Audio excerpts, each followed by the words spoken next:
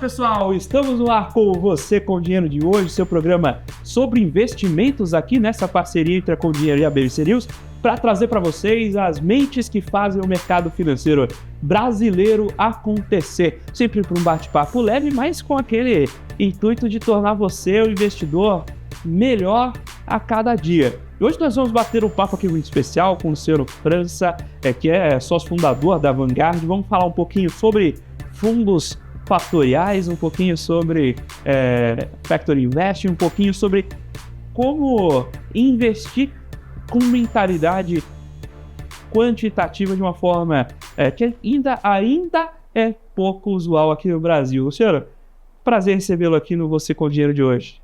Obrigado, prazer é meu estar aqui com você.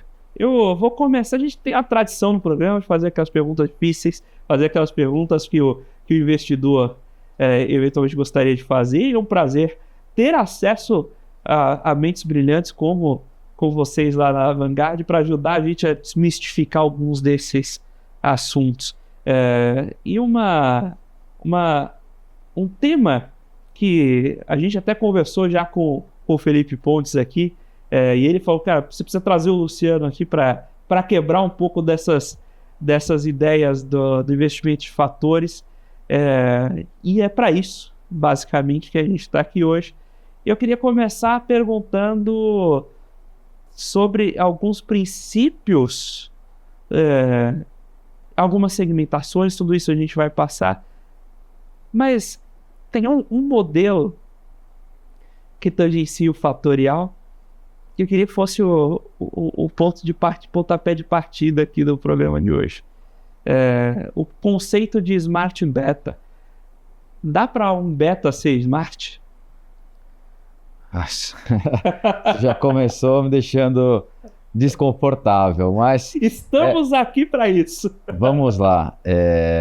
Acho que o nome Smart Beta foi alguma invenção muito ruim de um marqueteiro norte-americano, provavelmente, né, para querer designar que outros betas alternativos seriam mais espertos do que o beta tradicional de mercado, né? Então, e só para contextualizar para o público, né, beta nada mais é que uma medida de sensibilidade de um ativo para uma cesta de ativos, por exemplo, em relação a um outro ativo, né? Então, quando você fala que um ativo, por exemplo, tem beta 1,5, né, a cada oscilação que você espera dele, ele tem do índice de referência, ele tem uma amplitude de movimento 1,5 vezes maior do que o daquele índice. Se o beta é menor, vamos supor de meio, né, o movimento no índice de correspondente, vamos falar aqui, por exemplo, do Ibovespa, ele vai ser metade do movimento do Ibovespa, né? Então, contextualizando isso, né, tradicionalmente no mundo de investimentos, você tinha um modelo único que tinha um beta em relação ao índice de mercado, né? Seja o Bovespa aqui, seja o S&P nos Estados Unidos ou qualquer outro índice de referência dos mercados individuais, né? E a partir do momento que começou a se desenvolver a teoria de fatores e começaram a se criar ETFs dos fatores lá fora, deu-se o nome carinhoso, né, para esses betas alternativos, né? Como é que você se expõe a outros fatores de risco que não só o retorno de mercado, né? Como, por exemplo, o fator de tamanho, né? O índice, aqui no Brasil a gente tem o índice do small cap, lá fora você também tem outros índices de small cap, e aí se criou ETFs, por exemplo, de small, e você está exposto a um fator de risco alternativo que não só aquele mercado como um todo, mas a um nicho daquele mercado que são as empresas de menor tamanho, por exemplo, né? E aí deu-se o nome carinhoso de Smart Beta, porque você consegue, de uma maneira inteligente, né, expor o seu portfólio para outros fatores, mas não são smarts, né? Eles são alternativos de fato, né? São outros modos de você capturar prêmio de risco no mercado. Você tem um prêmio de risco de fato, você sai de uma renda fixa e para o mercado de ações, né? E quando você faz isso, você quer ter um prêmio, né? Então você já está tomando um risco. Esse é o beta, né, do portfólio de renda fixa, não tem beta nenhum, né?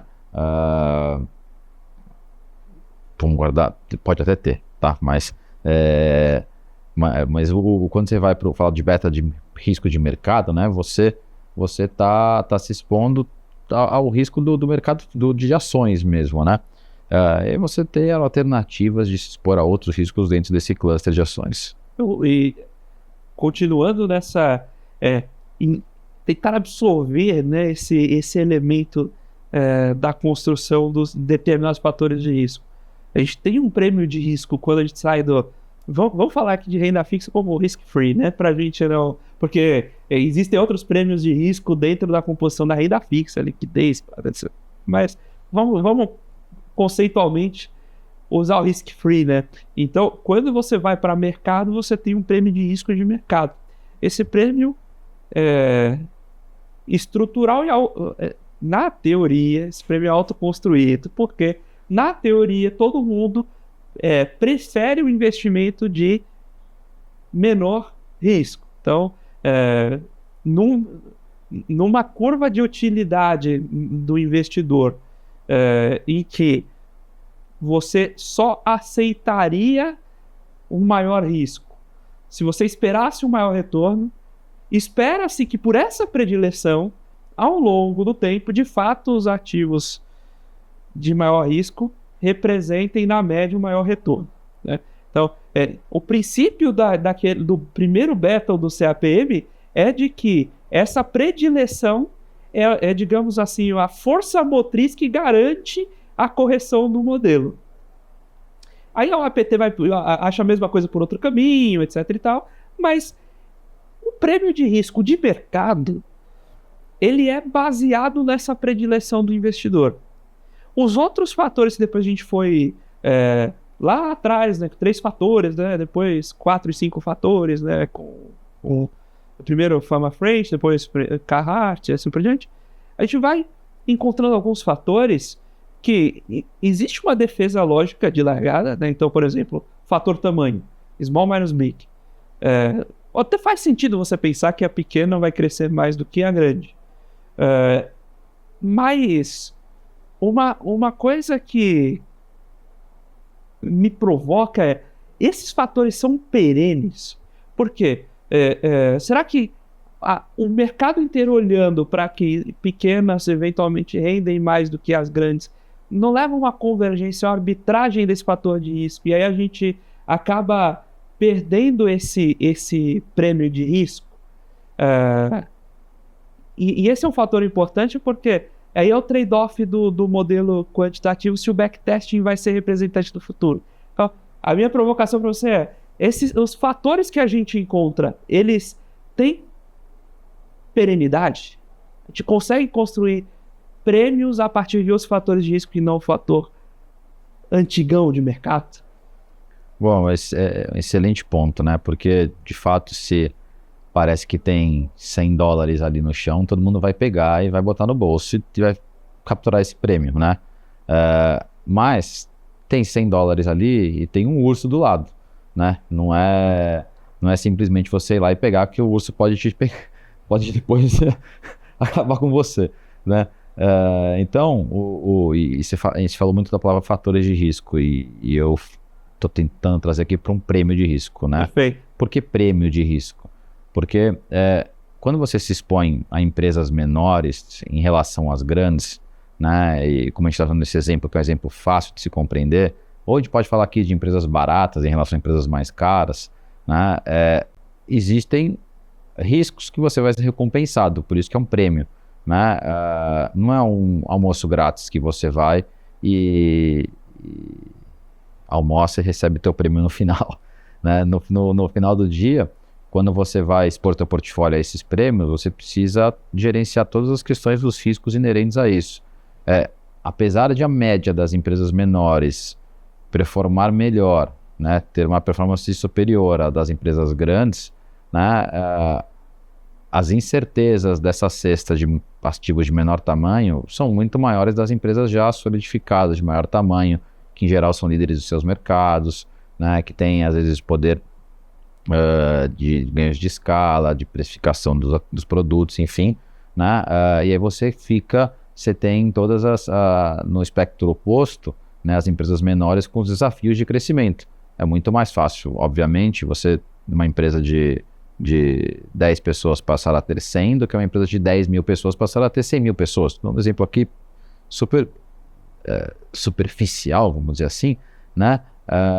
Mas o poder de escala das empresas maiores, de crescimento das empresas maiores é muito maior do que a empresa grande, mas tem benefícios das empresas grandes, né, que às vezes são difíceis de você conseguir encontrar em empresas menores. Então, em função disso, o prêmio está lá, né? Porque não é óbvio. Então, esses prêmios eles acabam se perpetuando ao longo do tempo. Mesma coisa para empresas mais baratas, né? As empresas estão baratas por alguma razão, né? Seja pelo setor que elas estão contidas, seja por algumas dificuldades que se prevêem em relação àquela companhia, né? Enfim, no espectro oposto, as empresas de growth, vamos chamar assim, né? Que são aquelas empresas que têm relações de valor que são muito mais caras, né? Tem uma expectativa de crescimento muito maior, etc. Por isso que elas estão mais caras, né? Porque os resultados das empresas estão muito alinhados com as expectativas futuras em relação a ela, né? São empresas de franco crescimento que em algum momento da vida vão passar a ser empresas que têm uma relação, vamos falar aqui, por exemplo, de preço-lucro muito mais próxima das empresas baratas do que de empresas que negociam a 100 lucros, 200 lucros, e às vezes é uma ativa que sempre parece que está caro, né? Mas nunca cai.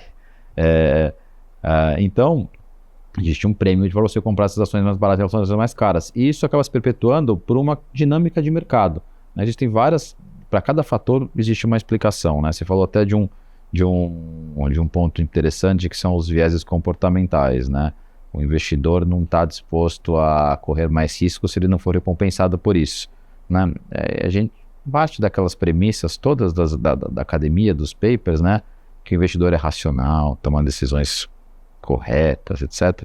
E a gente sabe que na prática isso não acaba não acontecendo. Tem vários vieses, né? E na esteira agora do falecimento do Kahneman, né? Retomou o assunto de falar dos vieses, etc. Né? E um deles, por exemplo, é a aversão à perda, né? Então o investidor ele tem uma dificuldade com perdas de capital, né? Mesmo que isso seja a mera volatilidade do portfólio. Então tem várias componentes que fazem com que esses fatores acabem se perpetuando ao longo do tempo, principalmente em função do comportamento humano nas suas interações com o mercado financeiro. A gente tem o... que a questão é o que tem o que é ser racional também, né? Eventualmente você, lá no livro do Kahneman, ele falava que era mais ou menos 2 vezes pior uma perda do que um ganho, né? Então você precisaria ganhar o dobro para... Enfim, mais ou menos essa modelagem que não é não é a proporção igual que a gente presume no modelo que forma a hipérbole de Markowitz, né? Mas encontrar essas assimetrias não é trivial. E eu queria que você contasse um pouco aqui para a nossa audiência também. Você comentou que cada um dos modelos tem a sua explicação, né? Eu queria que você destrinchasse um pouquinho dos modelos que vocês são conhecidos como uma das principais casas de investimento em fatores aqui no Brasil. Eu queria que você contasse, destrinchasse um pouquinho dessa estratégia, quais são os fatores quais são os prêmios que vocês estão buscando capturar, e tanto como montar, quanto executar essa estratégia, quanto como encontrar e backtestar esses fatores. Olha, vou trazer um conceito novo aqui, tá? Opa, a gente fala muito de fatores e na sua variação para o prêmio de risco, por exemplo, mas tem alguns fatores que não são prêmios, né? Talvez o que eu mais goste, que a gente tem bastante penetração no nosso modelo da gestora, são os fatores de baixo risco, né? Então, se olha para uma mesma classe de ativos, vou falar de ações, né? Que é o que a gente está tratando aqui hoje, né? Quando você analisa empiricamente cestas de ações de ativos de menor volatilidade e uma proxy disso, né? Um ativo de menor beta, esses portfólios formados por esses ativos, vamos botar aqui entre aspas, de menor risco, né? Eles têm historicamente retornos maiores do que, principalmente no Brasil, tá? Lá fora às vezes eles são um pouco mais flat, mas mesmo assim você tem alguns benefícios, né? Esses ativos de mais baixa volatilidade, eles têm retornos maiores do que os ativos de mais alta volatilidade, né? Retornos maiores ou retorno ajustado? Retornos absolutos Retornos absolutos maiores. Maiores. No Brasil isso é mais intenso, lá fora isso é um pouco mais flat, né? Acabam tendo retornos iguais entre os ativos de mais baixa volatilidade e alta volatilidade, só que aí você vai pensar, poxa, por que eu vou tomar mais risco para ter o mesmo retorno, né? Esse é o ser racional, né? Mas o que acontece, né? E por que eu falo que o conceito novo? Porque isso é uma anomalia, isso não é um fator de risco, você não está capturando um prêmio, você está explorando uma anomalia que é uma questão oriunda de vieses comportamentais dos investidores, né? Se a gente trouxer aqui dois ativos, vou falar dois ativos qualquer, IRB, né? E Energisa, tá? E eu falar que esses dois ativos têm um potencial de alta esperada para os próximos 12 meses, digamos aqui de 20% que seja, o investidor comum, tradicionalmente, vai preferir o IRB. Por que isso, né? Porque ele vai olhar para o comportamento de cada um desses papéis, ele vai ver que os movimentos que acontecem nos papéis de mais baixo risco são menos atrativos psicologicamente do que os ativos que têm mais alta volatilidade. Depois o cara abre lá o home broker dele ou qualquer site de notícias, ele vai ver lá que IRB sempre figura entre as maiores altas e maiores baixas do dia.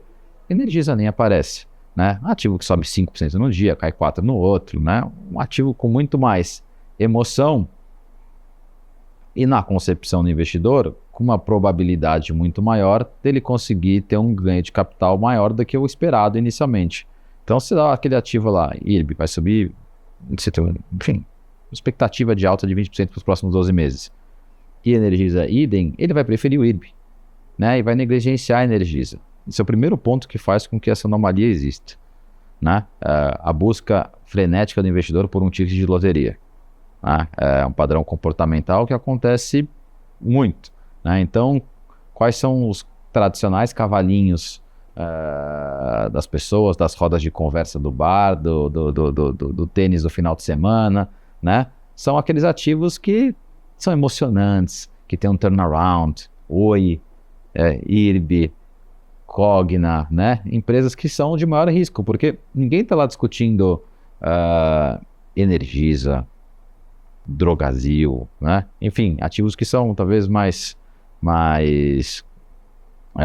menos sedutores do ponto de vista, tipo que sobe 0,5% num dia, cai 0,20% no outro, né? Ativos que não acontecem, parece que não acontece nada, né? Então, ninguém discute isso do ponto de vista do investidor, pessoa física. Você fala, e o institucional, como é que ele se comporta? O institucional que move os mercados são os fundos de pensão, né? Esses caras administram bilhões, né? Bilhões com muitos zeros à direita, às vezes 100 bilhões, 200, 300, 400, Previ, né? Enfim, Postales, todos esses grandes fundos de pensão, né? Que fazem parte do ecossistema local, né? Esses caras, eles têm dois fatores estruturais que impedem ele de ter exposição a ativos de menor risco, né? Primeiro, que quando ele for investir em bolsa, ele vai investir naqueles ativos que têm o maior peso dentro do índice, cujo qual o beta vai ser mais próximo do índice, né? Vai ter exposição em Petrobras, naturalmente, no cesta de bancos, né? Ele vai fazer uma boa proxy com poucos ativos, mas que tem um valor de mercado mais alto também e que faz com que ele negligencie aqueles ativos que talvez tenham menor share, menor participação dentro do índice e que naturalmente são ativos às vezes de menor volatilidade, ou às vezes menor market cap, e às vezes as coisas se confundem um pouco nesses dois eixos, né? Então, surge daí, por comportamento de investidores, pessoas físicas e pessoas jurídicas, uma anomalia, né? Que você consegue capturar através da metodologia de fatores. Esse é um exemplo claro de que não é um prêmio de risco, diferente quando a gente fala de fator de tamanho ou fator de valor, que comprar mais barato é mais cara, né?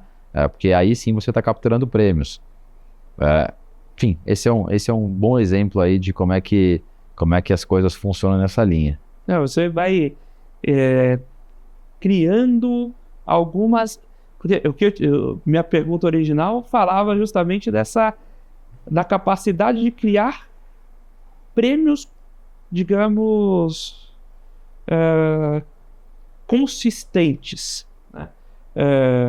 E aqui, querendo ou não, a gente encontra alguns gaps, por exemplo, quando a gente fala de fundos de pensão não alocarem em small caps, e no Brasil a gente tem, digamos que uma small cap tem um bi de valor de mercado, com 20, 25% de free float. A gente está falando de 200 bilhões a mercado.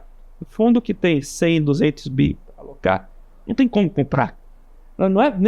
Ele poderia até querer, mas não faz sentido você ter um ativo que, para você alocar 0,1% da sua carteira, você teria que comprar todo o estoque do mercado. Então aí você começa a criar essas travas estruturais. Aí isso não vai mudar.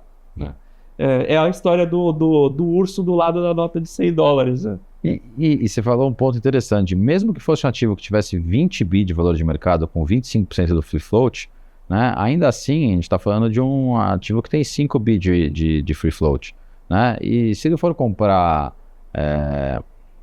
1% do portfólio dele nesse ativo, ele vai praticamente comprar 1/5 do free float. Não faz sentido também, né? Ele vai ter 5% da companhia, né? Então ele vai obviamente negligenciar esses ativos. Então você tem uma gama de ativos no mercado que são negligenciados pelos grandes investidores, né? Que são negligenciados pelas pessoas físicas, e no final isso gera uma anomalia que você captura, vamos chamar aqui de um prêmio, porque é um fato ter um prêmio ali, porque você também não vai ter um fluxo, né, consistente para aqueles ativos mais baixa volatilidade, mas eles te entregam retornos substancialmente maiores porque eles ficam subavaliados, né? Bom, a partir do momento que você negligencia uma cesta de ativos com uma característica, eles ficam subavaliados em relação àqueles que têm uma demanda maior, né? Então daí que vão surgindo os prêmios, né? Ou as anomalias, né? E tudo isso que a gente faz aqui na gestora, não é que a gente teve um momento de eureka lá dentro e está inventando uma roda ou criando um carro elétrico, não é isso, né? De alguma forma a gente está tropicalizando, né, um processo de investimento que, como você bem pontuou, já existe desde os anos 70, 80, enfim, desde que foi criado o modelo CAPM lá nos anos 60, sempre alguém tentou desvalidar, vamos chamar assim, o modelo que foi proposto, né? E ao longo do tempo foi se descobrindo várias características que você conseguia extrair parte daquele prêmio, até para contar um pouquinho aqui pro público e contextualizar, né? O que era o modelo CAPM, né?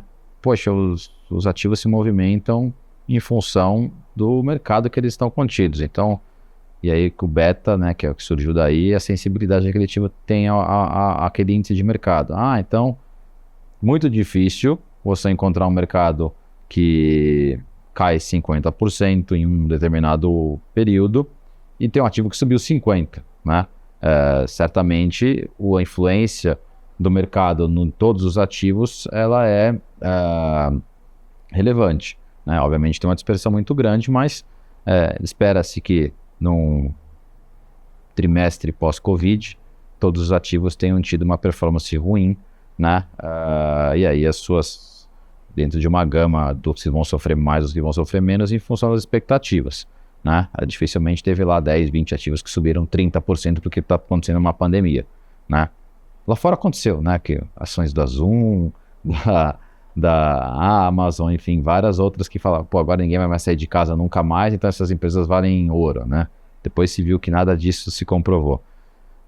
E aí depois o modelo CAPM, que tinha essa métrica simples para falar como um ativo se comporta em relação ao mercado, alguém falou, poxa, mas... E acho que muitos anos depois, os caras começaram a medir assim, o que você conseguia fazer acima daquela tua carteira. Então, supondo que você tinha uma carteira lá de beta 1, né, que é praticamente o que o mercado se movimenta. Então, se num ano o mercado subiu 10%, você subiu 20%, você ganhou 10 de alfa, né, que é o que sempre se observou, e a gente ainda fala assim no Brasil, e mais grosseiramente, né. Aqui no Brasil a gente fala que todo retorno acima ou abaixo do índice é alfa. Dói. Porque assim, e aí para quem não está entendendo essa discussão de uma certa forma, às vezes existem muitos fundos no mercado local que o cara compra ativos mais arriscados do que a média de mercado, né? É de se esperar que esses ativos mais arriscados tenham um retorno maior que o de mercado. Só que ele não está fazendo nenhum trabalho de stock picking que gere algum retorno excedente. Então, por exemplo, a bolsa subiu 10% no ano, um fundo de beta 1,5 subiu 15%, ele não gerou valor nenhum, ele simplesmente comprou ativos que têm uma sensibilidade maior ao índice e que era de se esperar que se o índice subisse 10%, aquele cesta subiria 15%.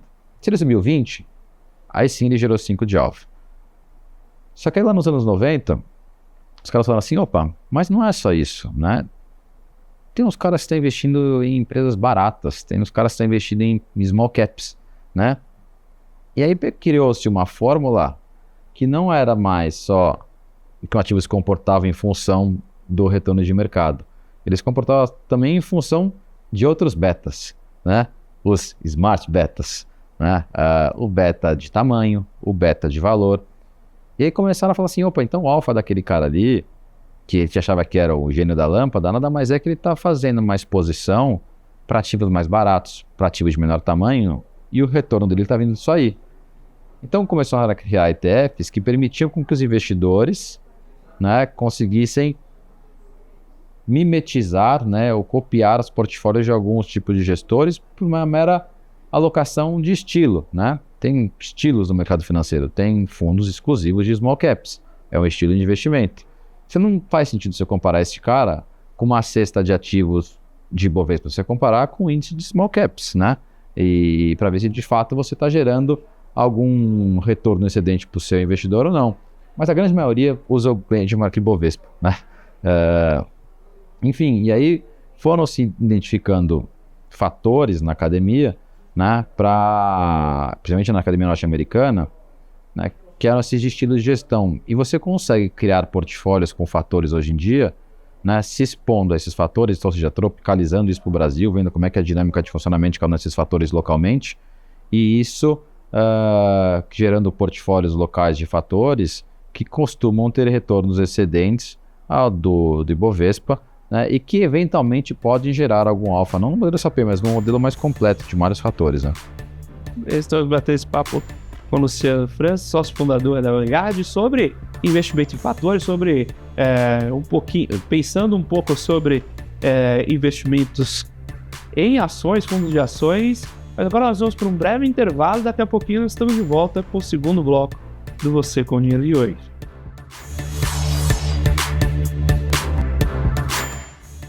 Olá pessoal, estamos de volta aqui para o segundo bloco do Você com Dinheiro de hoje, batendo papo com o Luciano França, sócio fundador da Vanguard, sobre investimentos em ações, sobre fatores de prêmio de risco e destrinchando um pouco desse modelo quantitativo de pensar investimento em ações. Luciano, a gente comentou, a gente passou o último bloco falando um pouco dessas capturas de anomalia versus os prêmios. Tem alguns pontos que a gente estava até comentando antes de começar a gravação, né, sobre não tentar estudar a empresa, mas olhar o modelo, né? Mas tem pontos que você bem conhece, um amigo como o José Elias, né, professor da UFES, né? E ele tem ele tem esse gosto por capturar os elementos da companhia que eventualmente absorve um pouco dessa anomalia de preço. Então, empresas que são recorrentemente geradoras de caixa, assim por diante. E como você olha para esses fatores de companhia, grosso modo, né, você comentou de empresas baratas.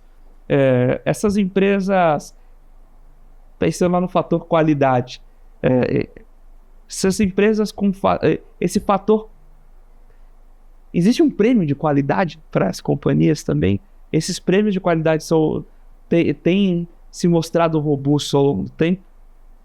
Sim, eles são um também dos fatores fundamentais, e tem muito da conversa com o fator de baixa volatilidade. São fatores que são vistos de uma forma mais defensiva por quem investe em fatores, né? E que também tem alguns componentes ali dentro, né? Que quando você olha para empresas que são muito lucrativas, né? Que tem uma estabilidade nos seus retornos, que tem uma trajetória de crescimento de receitas com menos variabilidade, né? Todas essas métricas de balanço que você analisa, e quando a gente faz o nosso modelo de fatores, a indústria de fatores, ela é o que você tem disponível até agora, né? Então depois eu queria falar um pouco essa diferença entre o que é o tradicional e o que é o quantitativo, né? A gente incorpora diversas métricas de qualidade nos nossos modelos, e aí fazendo essa analogia, né? O que o investidor tradicional, aquele famoso velho investor, né? Que é o grande propagador de estratégias e de modus operandi dos investidores no mercado local fazem, né? Eles vão buscar, né, de uma maneira artesanal, né? E aí é um trabalho de analisar empresa por empresa, né, de projetar os balanços, de fazer um valuation, etc. Mas com o intuito de comprar empresas que têm boa margem de segurança, que são baratas, que têm boa capacidade de geração de caixa, que têm boa qualidade de balanço. E eles esperam que em algum momento do ciclo de investimento deles, esse papel tenha algum catalisador de preço, que no mundo de fatores é o nosso momento. Só que no mercado se desenvolvendo cada vez mais, né? No Brasil hoje a gente tem em torno de 180 ativos com mais de 5 milhões de reais por dia de ADTV, né? Que são os volumes diários de negociação, né? No mercado norte-americano você tem mais de 1.000, 2.000 empresas investíveis por investidores institucionais, né? Como é que se avalia 180 empresas com modelo artesanal, né? Como é que se avalia 1.000, 2.000 empresas com modelo tradicional? Não é escalável esse processo mais manual, né? Então, o modelo de ciência de fatores de dados, né, de tecnologia ligados a investimentos veio para dar escalabilidade para um mindset que é igualzinho que é do investidor tradicional. A grande diferença é que esse investidor tradicional, ele coloca muito capital nos ativos que ele encontra algum potencial, né? Então você vê tradicionalmente os fundos de valor têm de 8 a 10 ações. Quando a gente olha para modelos mais sistematizados, a ação ela deixa de ser um fim e ela passa a ser um meio, né? Como é que é isso, né? Quando eu tenho, a gente tem muita conversa com o investidor institucional que às vezes não compreende isso. Por que você está exposto nesta ação? Não estou exposto nessa ação, eu estou exposto no fator de momento, de qualidade, de valor, de baixa volatilidade, né, de boa geração de fluxos de caixa, etc., de boa geração de caixa. E o composto desses 5 fatores, de um grupo de ações, me dá uma série de empresas. Eu podia ir lá e comprar essas 10 que têm as melhores métricas desse mundo. Só que eu estou correndo riscos de companhias cujas quais eu não fiz uma análise minuciosa como o gestor tradicional fez. Então, a gente tem um portfólio muito mais diversificado, com 60 nomes, mas que a gente entende que com essas características que eles têm, com os backtests que a gente faz, com as evidências que você encontra mundo afora, na academia em termos práticos de outras gestoras de fatores do mundo afora, né, que essa cesta de ativos, e que a cada ativo individualmente, é um meio de você acessar os fatores, né? Por exemplo, não é porque o Ibovespa subiu 20% no ano passado, 20 e poucos por cento no ano passado, que todo mundo subiu 20%, né? Então, se eu comprei uma ação do Ibovespa, ela pode ter caído 30% no ano passado, né? Mas faz parte do Ibovespa. Mesma coisa se eu comprar uma ação do portfólio de Momentum, né? Na média, se eu comprasse todas as ações do Ibovespa, eu teria tido 20 e poucos por cento de retorno, né? Se eu comprasse uma ação do Ibovespa, pode ser que eu tivesse mais, caso eu comprasse Petrobras, pode ser que eu tivesse menos se eu comprasse uma ação que tivesse uma performance inferior à média do mercado, né? Mas quando eu compro aquela característica como um todo, eu estou capturando a característica, que é comum entre diversas empresas. Por isso que a gente não tem exposições, a gente fala a palavra bonita aqui, idiosincrática das companhias, né? Porque a gente não faz uma análise da companhia, né? E sem querer criticar muito o modelo atual, né? Mas o modelo atual baseia-se muito, né? O modelo que é tradicional de investimento, de value investing, baseia-se muito em projeções, né? Então, analisa-se a companhia com a fotografia que você tem agora, né? Do balanço atual, e você vai tentar criar algumas projeções para essa companhia, né? Seja de receitas, resultados, geração de caixa, emite, enfim, né? E trazer todo esse fluxo previsto para o presente, para falar que essa empresa, em função das expectativas que você tem em relação ao futuro dela, quanto ela vale hoje, quanto ela deveria valer, né? E aí vem aquela grande discussão do preço e valor, etc. No nosso caso, a gente não projeta nada. A informação que eu tenho disponível, né, é o que eu tenho até agora. Qualquer coisa que se faça para frente passa a ser uma futurologia, né? Tem gente que faz isso super bem, né? Não diria que na média se faz super bem, mas tem gente que faz isso super bem. Mas para a indústria de fatores, o que importa é o passado, porque o passado, né, por diversas fotografias contadas para trás, e você consegue, sem precisar fazer projeção, identificar características que fazem com que, dado que aconteceu isso com essa companhia, que ela tem esse perfil, com essas companhias, não com essa, né? De novo, aquele sentido de grupo, né? Quais que têm uma maior probabilidade de ter retornos maiores do que toda a cesta de ativos disponíveis. O passado evidencia, não determina, o passado evidencia as regras. É aquela história, quando a gente monta o modelo de regressão, é o beta estimado, né? Então, você vai estimar as regras a partir das amostras que foram as realizações passadas. Então você não está tentando, digamos, projetar o futuro. Você não está tentando projetar o futuro, você está tentando encontrar as regras físicas, né? As equações físicas que modelam as médias. E se fizer uma analogia aqui com um exemplo que eu gosto sempre de falar, né, para tentar deixar super claro o que é o modelo de fatores, né? Se a gente vai numa escola fazer uma peneira, só que não de futebol, vamos fazer de basquete, né? Coisa pouco tradicional. Aqui no Brasil vamos fazer uma peneira de basquete. Você tem 1000 alunos, né? Como é que você consegue usar fatores para identificar 30 potenciais atletas para participar de um time? Talvez a primeira métrica que todo mundo vai pensar é a altura. E de fato se você pegar os 30 mais baixos, é bem difícil que um time formado com esses caras ganhe dos 30 mais altos, né? Isso é um fator. A gente pode usar outro. Faz os 1000 arremessarem 100 lances livres, né? Vai ter lá uma turma que acertou um monte, uma turma que errou um monte, né? É bem provável que os que acertaram um monte vão ter uma performance futura melhor do que aqueles 30 que erraram um monte, né? E se a gente combinar esses dois fatores? Se a gente faz todo mundo arremessar a bola ao cesto e pega dentro desses 30 os 10 mais altos, né? Você vai ter um time que, além de ser alto, que é uma característica fundamental no basquete, né? Não é necessária, mas é fundamental, Vai ter um time que tem jogadores altos com bom arremesso, bola cesta, da forma que no espectro oposto, né? Eu posso formar um time de pessoas muito baixas e que erram todos os lances livres. Então o que eu vou fazer? Vou comprar esses caras aqui, né? Que são altos e arremessam, tem bom lance livre, e vou vender esses caras aqui, que são baixinhos e erram todos.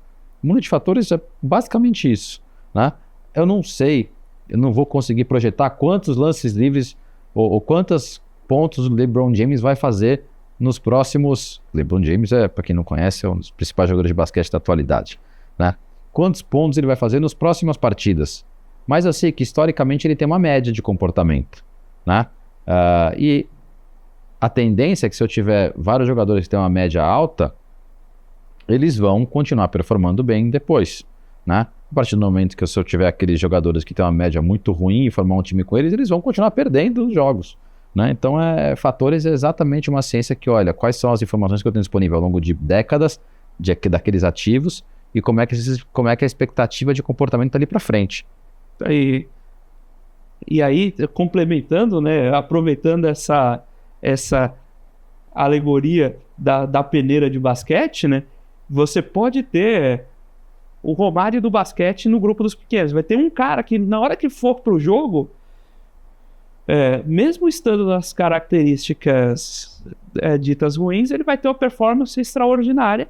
E alguém no grupo do que seria a seleção vai ter uma performance extraordinariamente ruim. Ou seja, ele só consegue fazer ponto em lance livre, mas quando ele se mexe na quadra, é um terror. Mas de olho fechado, se você tiver que pegar um jogador do grupo bom ou um jogador do grupo ruim e conseguir achar o Romário no grupo ruim ou achar o Romário no grupo bom, a chance é muito maior de você achar o Romário no grupo bom do que no grupo ruim. Sim. Né? Só que, tradicionalmente, as pessoas pescam no grupo ruim. Naquelas empresas que têm métricas de balanço muito ruins, são empresas alavancadas, que não geram caixa, né? Que tem uma volatilidade muito alta. E onde é que as pessoas pescam os seus ativos para os seus portfólios? Aqui. Eles não vão pescar nos ativos de alta qualidade, de baixa volatilidade, de geradores de caixa que estão baratos. Eles vão pescar em outro aquário, né? E aí o que a gente consegue fazer? E observacionalmente, a gente tem aqui no Brasil pelo menos 20 anos de informação razoável, consistente, né? Desde 2002, 2003 para cá, que existe um mercado de capitais um pouco mais desenvolvido dentro do mercado nacional, né? Em 20 anos, por exemplo, as empresas que têm menor volatilidade geraram um retorno de quase 10% maior do que as empresas ao ano, porque as empresas têm baixa volatilidade. Ou, se a gente for olhar em relação à cesta como um todo, o Bovespa, por exemplo, que é um benchmark, teve em torno de 5%. Então, poxa, o grupo dos menores volatilidades deu 5% a mais de retorno que o Bovespa, e os de maior volatilidade deu 5% a menos, né? Se eu tenho um fundo long only, eu vou comprar esses caras e o meu benchmark vai ser o Ibovespa. Então, vou ter um diferencial aqui que eu consigo capturar com os fatores. E eu posso formar também uma estratégia long short, que eu compro esses daqui e vendo esses daqui e capturo um prêmio de 10% ao ano e meu benchmark deixa de ser o mercado, que como eu estou comprado e vendido, eu estou neutro no risco de mercado e vou ter como benchmark, por exemplo, um CDI, porque eu tenho um caixa e eu quero gerar um retorno acima do meu caixa. Então, são modos de você explorar essa estratégia de fatores, né, utilizando dados e tecnologias de uma maneira com fundamentação teórica, acadêmica, né, e num processo que a Vanguard está inventando um negócio novo. Não. A Dimensional tem mais de 30 anos de história, tem 700 bilhões de dólares sob gestão nos Estados Unidos. A EQR nasceu, se não me engano, em 98, estou falando de 26 anos de história, com 250 bilhões de dólares sob gestão. Na Europa, né, essas aqui são duas americanas, você tem a MAN, você tem a Robeco, que somam juntas mais de 500 bilhões de euros sob gestão. Então, essa que a gente está propondo a se fazer aqui no Brasil, e já são quase 5 anos de história da gestora, né, faz com que a gente seja um dos, vou chamar aqui, não queria falar inglês, mas os early adopters, mas um dos primeiros entrantes nesse mercado e talvez um dos maiores players, porque o mercado é extremamente pequeno ainda no Brasil, né, de explorar esses fatores de risco, de utilizar a ciência para de fato você criar portfólios robustos e vencedores com embasamento estatístico, né? Com embasamento técnico, né? Não, não quero fazer crítica a ninguém aqui, mas como é que você vai identificar quem que é a próxima dínamo, né? Dos próximos 5 anos, dos próximos 10 anos? Quem vai ser o gestor de ações, seja ele um antigo player, seja ele um novo entrante, que vai ter uma performance brilhante nos próximos 10 anos? E aí você vai analisar o time, as pessoas, etc. E sabe o que você vai encontrar? Uma homogeneidade gigantesca. Todo mundo se formou nas mesmas universidades, todo mundo tem CFA, todo mundo tem as mesmas experiências profissionais ao longo da carreira, talvez uma instituição diferente aqui ou ali, né? Onde é que eu encontro o edge? Onde é que eu encontro o diferencial daquele time, se ele vai ser melhor que outro ou não, né? E aí, já no nosso modelo de negócio, a gente tem evidência estatística, científica e tracking record, né? Que quanto mais tracking record você tem fazendo esse mesmo processo, essa mesma metodologia, né? Sem nenhuma interferência humana durante todo o caminho, você dá mais robustez ao seu backtest anterior, né? Ele se torna mais confiável, não perante a nós, perante ao investidor. E você entende que esse produto tem um comportamento assim, a expectativa é que ele continue tendo esse comportamento pelos próximos anos, né? Porque ele está posto de uma forma modelada, né? Que a expectativa de entrega de resultados está posta nos modelos, né? E aí cabe ao gestor acompanhar individualmente cada modelo, se ele está se comportando dentro das premissas estabelecidas inicialmente, se precisam fazer alguns ajustes de rota ao longo do caminho em algum modelo, em termos de revisitar as métricas, de entender as dinâmicas de mercado que estão impactando, se está tendo algum impacto. E a gente vive no Brasil, é um ambiente extremamente turbulento, semana após semana, né? Toda semana tem uma novidade. Então, é uma avaliação que você tem que fazer com muito cuidado, tentando olhar cada vez para janelas mais longas, porque um dia alguém falou uma frase para mim, e adorei, não sei quem inventou essa frase, mas no curto prazo tudo muda drasticamente, no longo prazo nada muda. Eu tenho um livro que inclusive foi uma recomendação de um grande amigo que esteve aqui conosco do programa, o João Caleguer, que é chama Wealth da Auri, que é o mesmo de sempre. E aí justamente ele comenta sobre como essas pequenas mudanças se dão no curto prazo e no longo prazo algumas coisas se dão... É um do Morgan Housel, não é? É. Eu acabei de terminar esse livro, tem umas semanas aí, muito bom. Acho que veio de lá a frase. Eu não sei se veio de lá, mas alguém me falou sobre essa frase um dia numa reunião, né? E eu falei, realmente. E aí depois dessa frase que eu fui ler o livro. O Mundo Pequeno, tô lendo ele agora. E tem uma passagem do livro que é super bacana, né? Que um evento da Guerra Civil Norte-Americana, que o pessoal entrou no navio para atacar fazer algum movimento de ataque durante a Guerra Civil Norte-Americana, e por alguma razão o vento, que tradicionalmente fumava numa direção, apontou na direção contrária, e os caras não conseguiram fazer aquela incursão, e o desfecho da guerra foi o que foi. Caso eles tivessem conseguido fazer, qual seria o desfecho, né? Poderia ser completamente diferente, né? Então o mundo é feito de várias situações, né? Isso é risco, né? Isso é risco, de fato, coisas que você não espera, porque o que você espera, né, o que você espera é gerenciável, deixa de ser risco, né, passa a ser uma gestão, é difícil, não ter uma palavra para pontuar isso, né, mas passa a ser uma gestão de um outro componente de risco que não aquele inesperado, né, e os riscos que você, de fato, tem no portfólio de investimento, etc., são os riscos inesperados.